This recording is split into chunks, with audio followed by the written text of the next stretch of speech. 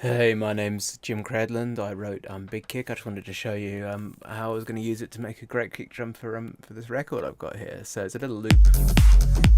At the moment, it's got quite a heavy sounding kick drum. So let's start from scratch. I mean, this is going to be fairly techy, fairly housey tune. So let's get rid of some of these settings for a minute and start again. So for this, we're just going to use the body setting in BigKick. So here we go. Here's a bit of the body. You just have a little look around and make sure everything else is set pretty much flat. And what we're going to do is use the attack on the synthesizer portion to make the attack sound. Often in BigKick, it's a lot easier to get a sound using a kind of using one of the samples that comes with it. But in this case, we're going to make a really clean electronic sounding thing. So let's just have the kick playing and some bass, and I'll mute the other stuff in this record so we can hear what's going on.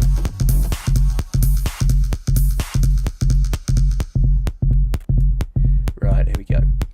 So let's have a little longer drum because I can't really hear it yet. Yeah, you can hear it dipping the compressor on the main mix and turning everything down because it's just a wall of bass when I extend that out. What we need to do is just add a little bit on the time control so we can kind of get a bit of weight to the kick. And if you bring this back, you get a kind of more plastic sounding drum, and if you turn it up, we get a little bit more body, a little bit more weight in the kind of 100-200 hertz. Sort of over here, you can imagine kind of quite a trancey sound. Back here is pretty houseier. So we'll leave it kind of in the middle. This track's actually an F sharp, I think, which sounds great on the bass. So let's just use this little feature here and put the kick drum in F sharp as well. So what happens is the front of the kick drum is quite a high pitch, but when it comes to this bit here, the kick drum pitch goes kind of steady. That's going to be an F sharp. You can maybe hear it there. It's going to be quite low, so if you're not listening on good speakers, it's going to be a little bit hard to hear that. There you go, you can hear it playing with the bass.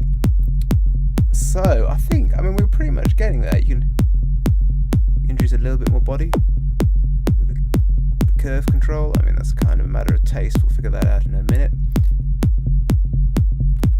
It's just a question of how long a kick we want to go with that bass, because that sounds pretty tasty. What we'll do is we'll put this little trick on here. Let's go to here and turn the punch up. Just making it really a little bit too clicky, but what we'll do then is just clip that. You see, let's put that big peak at the beginning. I'm just going to bring up the drive control. I'm just going to actually just clip that beginning. Ooh, not that much.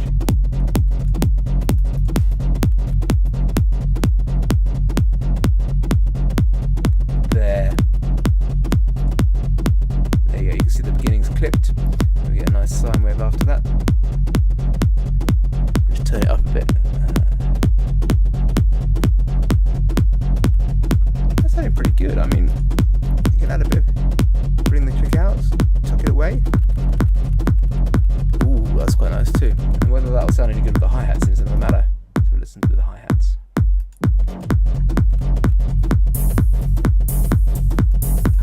It does.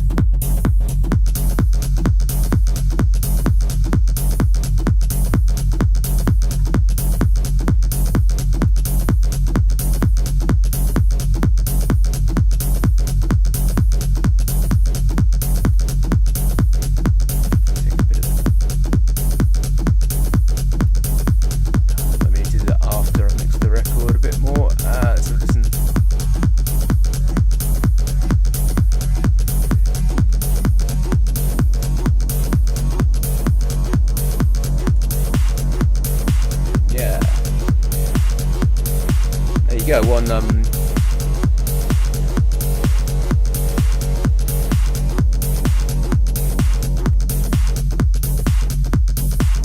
quite a clean sounding kick drum. We'll put that click going back on there. There, that sounds better now actually. Not real. Got a high pass filter in. That's sounding pretty good.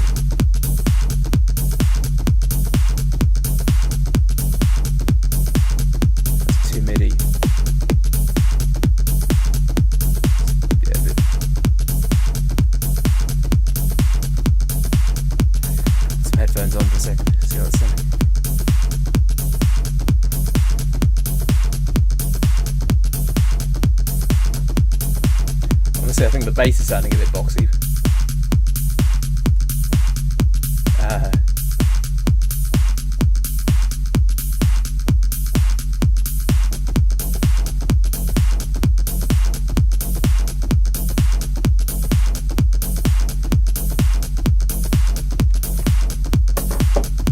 Might take a little bit of mid out the kick as well, but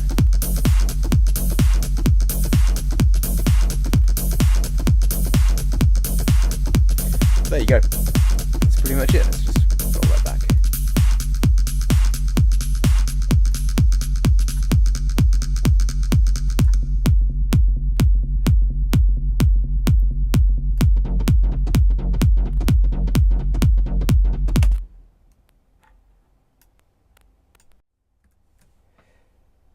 Right, okay, so there we go.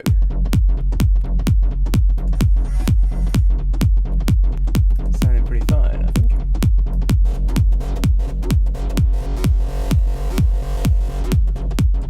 I'm just going to save that one, that's pretty useful.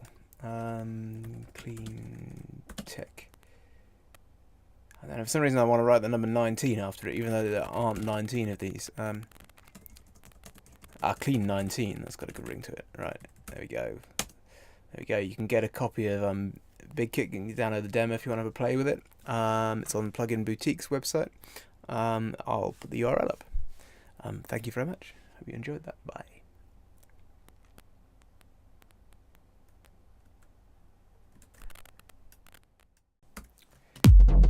There's another sound in here actually that's what we're talking about. It's got absolutely nothing to do with BigKick, but I'm rather delighted with the stuff in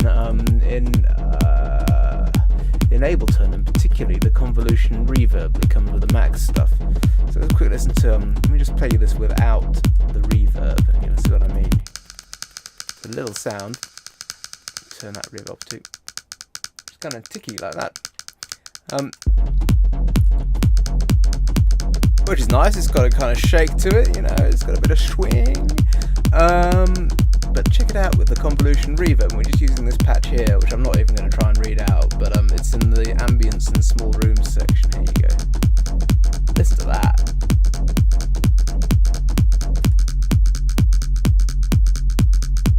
Isn't that great? We'll put a little bit of a longer reverb on as well.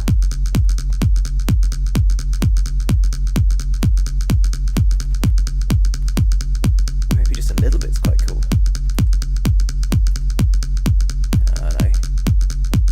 And it turns it into a shaker, basically. I mean, it's this little ticky sound, and all of a sudden with that, it's a whole different beast. You can make the original really short as well, and it's still nice and...